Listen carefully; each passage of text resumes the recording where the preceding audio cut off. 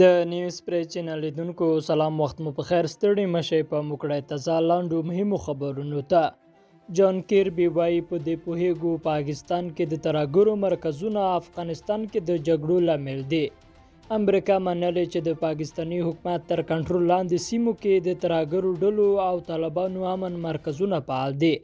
د امریکا د دفاع وزارت وایاند جان کیربي په یوه خبري کنفرانس کې د خبرو پر مهال د یوې پوښتنې په جواب کې ویلي دوی پوهیږي چې د پاکستان په سرحدي سیمو کې د ترهګرو امن مرکزونه په افغانستان کې د روانو جګړو او ناامنیو لامل دي.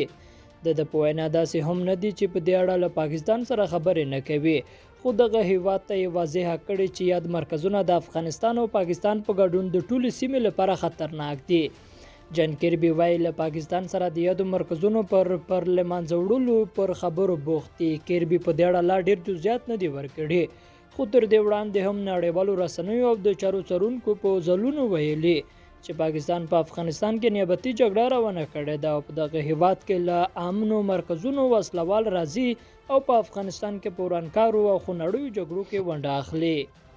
او پینټاګون وایي که رهبري سمه وي افغان پوځ د سترو بدلونونو وړتیا لري. د امریکا د دفاع وزارت وایي افغان ځواکونه د جګړې په ډګر کې د لویو بدلونونو وړتیا لري، خو د هر څه د افغان حکومت پر رهبرۍ پورې تړلي دي.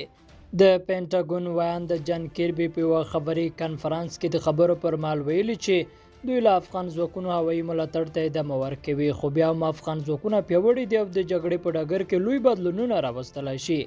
سرچینه کېږي چې د جګړې په ډګر کې د افغان ځواکونو بریالي کېدل د حکومت په مشرۍ او رهبرۍ پورې تړلې ده او باید روان وضعیت مدیریت کړلی شي. کیربي همداراز وایي چې افغان ځواکونه په پوره وسلې، مهمات او تجهیزات لري، خو بیا هم د اړتیا پر مهال امریکا د دوی تر څنګ ولاړه ده. هغه ویلي پینټاګون د بایډن له امر سره سم له افغانستان سره د سرتیرو په ایستلو بوخته ده او د روانې میاشتې تر پایه به ټول امریکایي عسکر له افغانستان نه ووځي. لیدونکو له غوږ نیونې مو مننه. ښې چارې.